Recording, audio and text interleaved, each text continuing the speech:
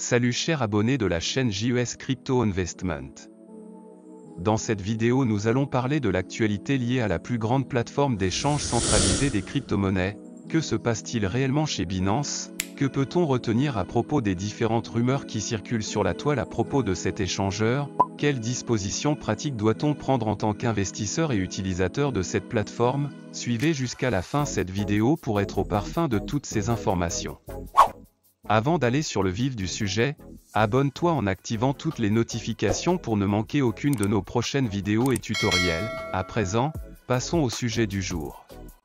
Rumeurs, FUD, problème réel, il est ces derniers jours difficile de faire le tri dans ce qui se joue vraiment sur la plateforme d'échange centralisée Binance. Depuis que l'échangeur FTX est tombé, la méfiance règne en ce qui concerne les plateformes d'échange. Et Binance, le plus grand exchange mondial, n'est pas à l'abri. La plateforme a en effet vu des doutes soulevés en ce qui concerne ses preuves de réserve, en particulier depuis que la société ayant procédé à son audit a cessé de proposer ses services.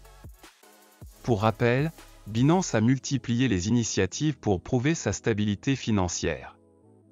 À travers plusieurs tweets, la plateforme Binance par le biais de son PDG, avait publié les adresses publiques de ses portefeuilles.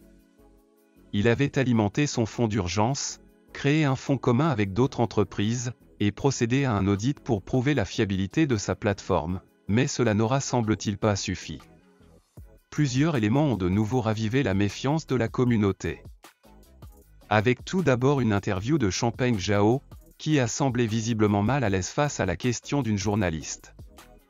Le clip vidéo, beaucoup partagé sur Twitter, montre un PDG de Binance hésitant quand on lui demande s'il pourrait faire sortir 2 milliards de dollars de sa plateforme. Pour autant, comme l'ont signalé plusieurs commentateurs, Changpeng Zhao ne parlait pas de retrait des utilisateurs, mais bien d'un montant payé par FTX à Binance, qui pourrait éventuellement être reversé.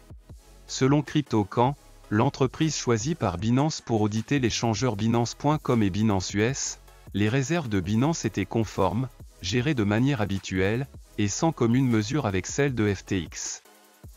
Elle soulignait par ailleurs que la plateforme n'était pas surexposée à son propre token, à l'inverse de FTX, ses réserves en BNB correspondent en effet à environ 10% des réserves totales. Que retenir alors de tout cela? Il y a certainement quelques points d'inquiétude à surveiller, mais qui ne veulent pas nécessairement dire que Binance est en danger. On peut ainsi citer les réponses un peu évasives de Binance, le départ inattendu de Mazars, ainsi que le fait que l'entreprise ne dispose pas encore d'un audit complet. De l'autre côté, on soulignera que les adresses de Binance sont consultables depuis déjà quelques semaines, et ont semblé dès le départ correspondre aux déclarations de l'entreprise. Un point qui a aussi été rappelé par CryptoCan, qui a souligné la santé apparente de Binance. Les efforts de la plus grande plateforme d'échange pour montrer patte blanche sont par ailleurs évidents, et la constitution de plusieurs réserves va en ce sens. On laissera donc à chacun le soin de tirer des conclusions, et l'on rappellera que les périodes de vives émotions ne sont pas nécessairement celles qui permettent d'avoir la vision la plus nette d'une entité. L'utilisation de portefeuilles froids permet également de limiter les risques, une donnée à garder en tête en ces temps d'incertitude. Voilà tout pour cette vidéo. J'espère que cette vidéo vous a été utile. Donne un j'aime, abonne-toi et n'oublie pas d'intégrer nos différentes plateformes de discussion dont les liens sont en description de cette vidéo. À la prochaine vidéo, bye.